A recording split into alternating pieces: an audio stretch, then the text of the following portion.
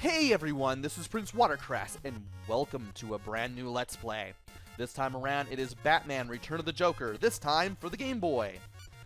And while I could start the game, I will show off the options menu first, and show off that nice stretch effect on the screen.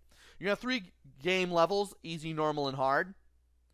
I believe that enemies and hazards move faster on hard, but they don't do any additional damage. They just speed up. And there are other differences between the difficulties, which I will mention as we go through the game. We also have a sound test. I'm not going to play with it. I'm just going to exit, show that stretch effect again, and then start the game. I like that stretch effect. Thanks a lot for doing that, Sunsoft. And we can play the first 3 stages in any order that we like. We can just go through them with left and right on the D-pad. And if you're wondering why the stage select music sounds very Mega Man-y, that's because Manami Matsume, who worked on the music for Mega Man 1 for the NES back in 1987, also worked on the music for this game. So now you know. Let's go ahead and start stage 1, where we go into the sewers, because that's the game that, or rather the stage that I played when I started this. Do the bat dance.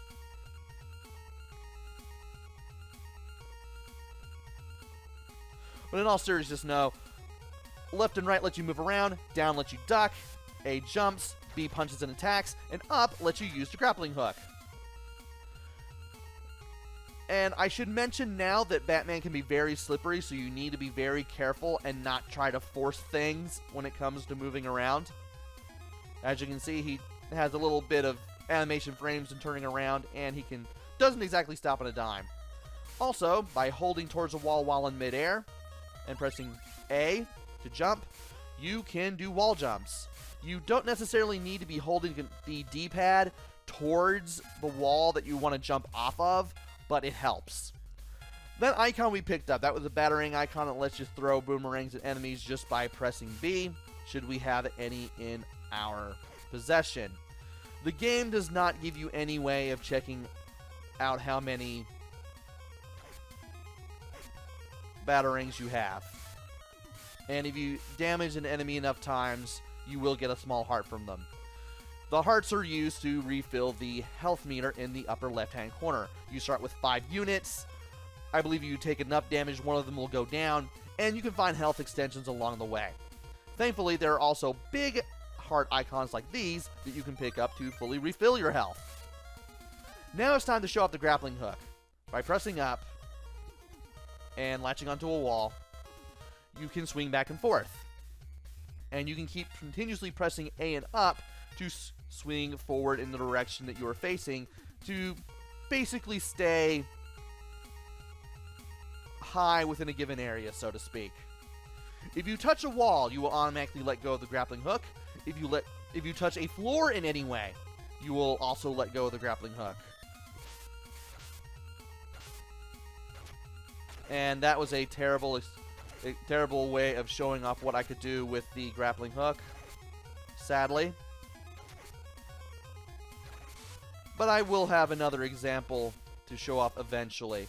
And here, the water will rise once you get past that little vent there. Also, you want to watch your momentum and use left or right as you drop off after pressing A to let go of the grappling hook. So that way, you can kind of control where you go. And this is what I was talking about right here. Stuff like that. And I want to punch this guy out so I can get his heart. Now, these waterfalls, they don't damage you, but they do push you back. They do hold you back. And they also damage enemies amazingly, which is also kind of interesting. Like, these things are like a brick wall to Batman. And I'm surprised that I was able to get over there. There were some batarangs and a big health pickup to the left, but I'm not going to go for them because they can be pretty hard to get. And here's more of the grappling hook in action, and that's what I wanted to do. You want to run to the right and jump off at the very edge so you can land here. That's actually what I wanted to do, believe it or not. And I want to fight off the enemies here. Give myself a little extra chance at living here. By going up at this wall, we'll go to the next section, but I get to show off the grappling hook again because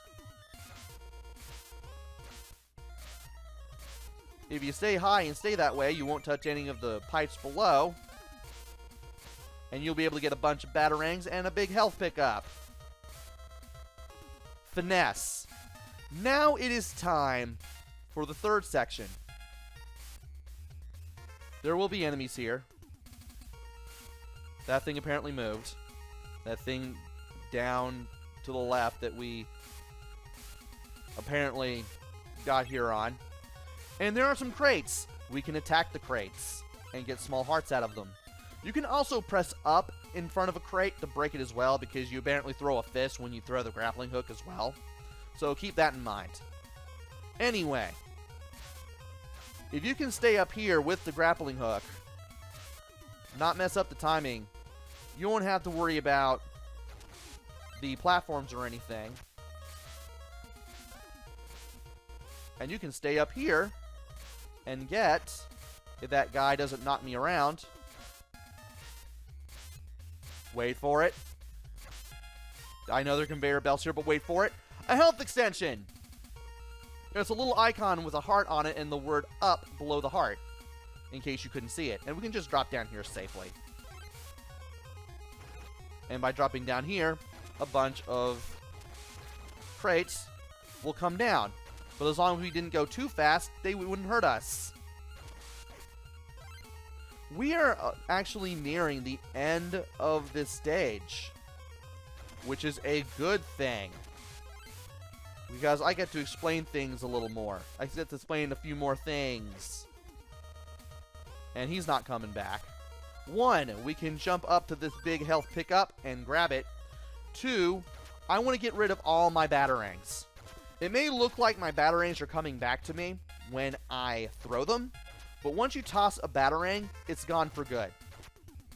There are some enemies that do block the batarang, and all the bosses block the batarangs. As you can see, I've emptied myself of all batarangs. 3, the game has continues as lives.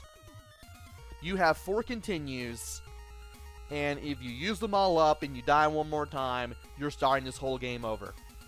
There's only 4 stages, but if you don't know what you're doing, these can be the hardest 4 stages. So anyway, we are going to face Dark Claw as soon as we head to the right. We need to jump in and punch him while he's in the air. And thankfully, enemies do not do contact damage if you run into them or they run into you. They have to actively attack you in order to actually hurt you. Unlike regular enemies who can do contact damage. Bosses cannot do contact damage. They also do not have any invincibility frames. So if you can trap Dark Claw in a corner, you can actually just keep pounding on him. Wow. And you can finish him off really quickly. And after enough punches, Dark Claw does go down. Your best bet is to jump into him and just try to punch him that way. As long as you hit him, you'll hit him. Dark Claw may seem like a hard boss because of all the jumping around that he does, but as long as you stay aggressive too, he'll go down. And that was stage 1 in a nutshell. I cannot believe I completed that. I also can't believe I'm going to be playing the rest of these stages here, but we'll see how everything goes. Stage 2 is up next, but that will have to wait until the next video.